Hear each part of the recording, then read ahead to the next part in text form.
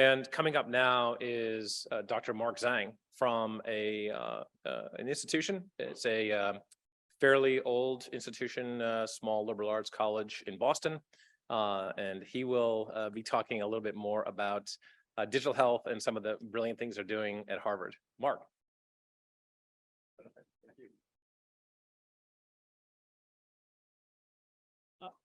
Thanks so much for having me. It's a real pleasure and a privilege to be here. Look at this. I'm going to see if this actually works. It's not a technology conversation or presentation without technical difficulties. So I'm going to just test to see if this works. Let's see here. Well, that's me. So I pressed the button and the camera went to me. Let's see if it'll go to my presentation. While this is going, I'll do a quick intro. My name is Mark Zhang. I'm a physician, a palliative care physician, and also a clinical informatician.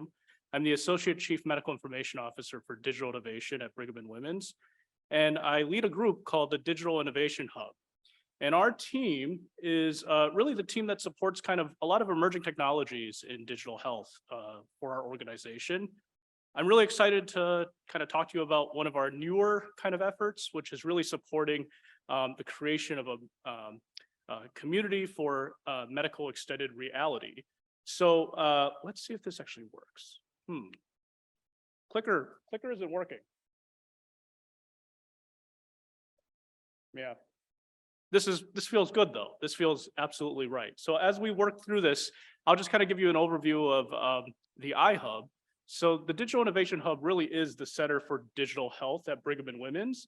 We're part of Mass General Brigham, which is a large healthcare system. It's the largest in New England with 2 academic medical centers, one being Mass General and the other being Brigham and Women's Hospital. We are part of Brigham and Women's Hospital. So this building is not the Innovation Hub. This is Hale, which is where our it's one of our newest buildings with a lot of our outpatient centers. And on the 3rd floor is where the Digital Innovation Hub is. Our team kind of functions in 4 major ways. We provide solutions delivery for the organization, custom applications, or implementing vendor solutions. We offer what we call innovation consults. For anyone at the Brigham who has an idea in digital health, we'll listen to them, give them advice, and then follow them longitudinally. And when they're ready to pilot, we'll help them pilot their project within the organization through a mechanism we call the Digital Health Innovation Group, which is essentially a collection of all the different folks who might need to be aware of a digital pilot happening in the system. And we do this on a monthly basis. We give people advice, and importantly, we give consistent advice at one time for the project. So it's been shown to really help kind of move these projects along within our organization. The 3rd and 4th thing that we do is we truly are a hub. So external companies that want to engage with Brigham, they can reach out to the iHub and we'll try and make a fit. And if there's a fit, we'll help support that work, possibly through DIG. And the 4th is we function as a true lighthouse for digital innovation for the organization. And prior to COVID, we would do events like once a quarter, partnering with groups like Y Combinator or Microsoft or other groups to do these events. Since COVID, we've had an opportunity to kind of think about how we do events moving forward. And one of the things that we also wanted to try and support, this is actually our team, we're a small team, is these new emerging technologies that are coming into healthcare where there really isn't a subject matter expert within our central organization. And how we wanted to think about this was, well, how do we become that subject matter expert when maybe someone, like there isn't one within our team? So we started this effort, we're calling it Next Up. And the Next Up kind of process, we're focused first on extended reality, is really thinking about how do we look at these emerging technologies through the lens of someone with very little subject matter expertise, but gaining that and also adding value to our organization. Why did we pick extended reality? Well, we started this about a little bit over a year ago. And at that time, we were still my team, we were still very much in a hybrid mode. We were using VR kind of for fun since we were at home anyways. And there was just all this additional talk about how the metaverse was going to happen. And this McKinsey report came up estimating something like $5 potentially trillion worth of potential value in this. And we were thinking, well, what's the impact of this type of technology in healthcare? And none of us actually really knew. We were really just consumers of this. So as we thought about, well, how would we approach this? We kind of looked through this model. I'm a physician by training. So when I think about these things, I think about it through the lens of a physician. And there's this medical education axiom. And this is how we like learn how to do procedures. It's called see one, do one, teach one. So we thought about it through this see, do, teach phase. And the first was, well, we wanted to better understand kind of, well, what kind of exists currently in medical XR? Like, is this a thing? If it is, like, what's the current state of art kind of in the industry? But then critically, what we also did was we did an internal landscape scan. So, Mass General Brigham is a very big organization, a powerhouse research hub. And, one of the things we wanted to better understand is, well, are people doing this? Are they researching this? Is there already like a nucleus of people that are doing work in MXR? So we started with this both external and internal landscape scan. And what we actually found was internally at MGB, we found over 21 XR projects already in flight, more than $3 million of NIH funding already at our organization, 5 sites, 3 types of extended reality being researched, VR, MR, and AR, and also 2 core centers that already existed within our system. One within radiology at Mass General Hospital, the AR/VR lab, and then our Stratus Center at the Brigham, which is our simulation center. And it was pretty exciting. And also what we found was that none of these groups really interacted with each other. Everyone was still very much in a silo. So with that, what we actually did was we transitioned really to this do phase, which was really started in the late spring, early summer.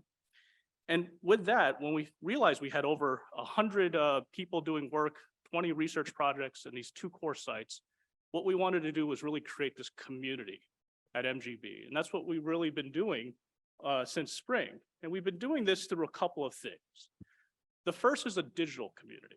And how we've done that is using our teams. We're a Microsoft shop at MGB, so we created a Teams channel and included everyone that we saw doing this work into one channel. And we try and moderate it and we post content. We just want to keep one central store for all these people doing this great work. We've created a newsletter that we send out monthly. And then more recently, we actually started doing in-person events. We call them XR Club. We've done 3 of them already, and we're actually doing our fourth one tomorrow. And that really is a venue for people all across MGB to come in.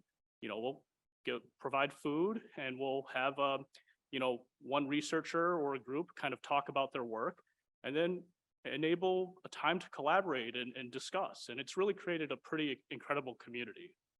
On top of that, what we've been doing is also working with our industry partners, because as I said earlier, part of this work is really talking with the industry and understanding what the current lay of the land is. And we're using XR Club as a great venue to actually have a place for industry to talk with our MGB community, and hopefully more opportunities kind of grow from there. So that's been incredibly exciting. We've actually started a transition to the teach.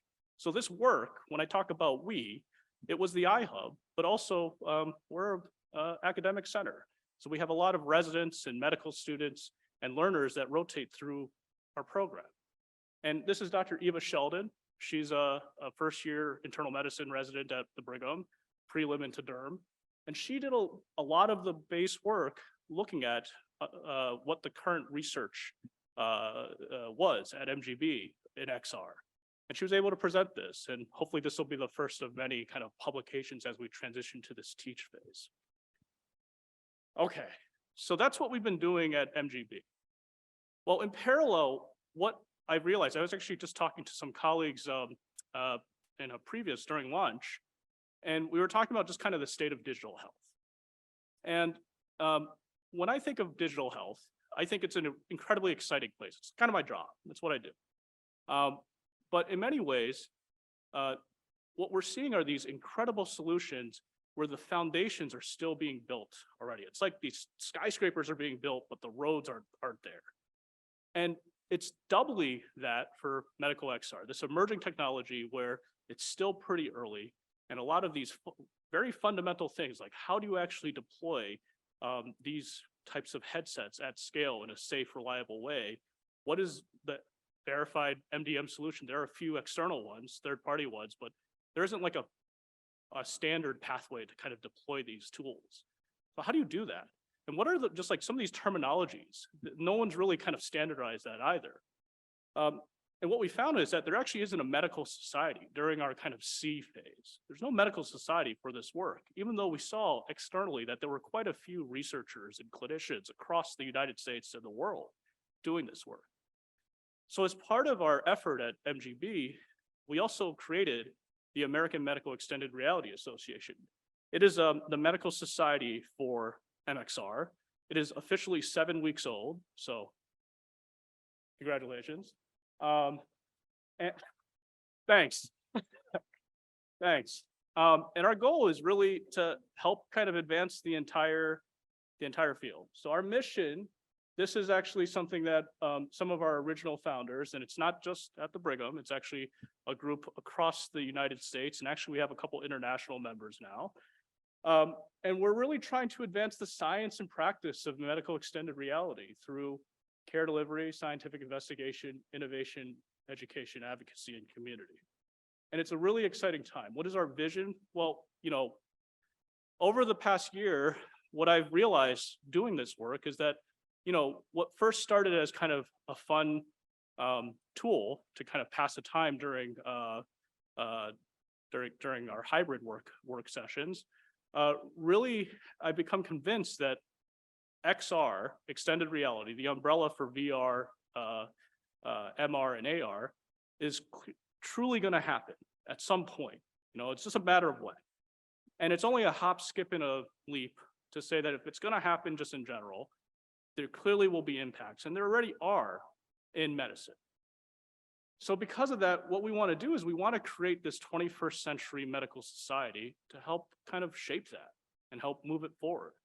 And I think it's an incredibly exciting time for technologies like this. So I'll stop, but what I'll just kind of say is we are 7 weeks old. We're still kind of figuring this out. So if there's interest, one of our core principles is that we're an interprofessional, interdisciplinary, inclusive organization. So it's not just for physicians. We really want to try and make this work. And if you're interested, please think about joining. With that, I'll kind of stop and thank you.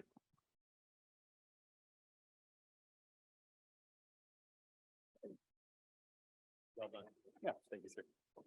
So again, Mark, thank you for that very informative presentation on your research and your work that you're doing. And again, the area of clinical informatics and digital health and how clinical informatics helps to support this idea of the digital human and digital populations is critical. And we're seeing better technologies, more disruptive technologies than ever before in that area.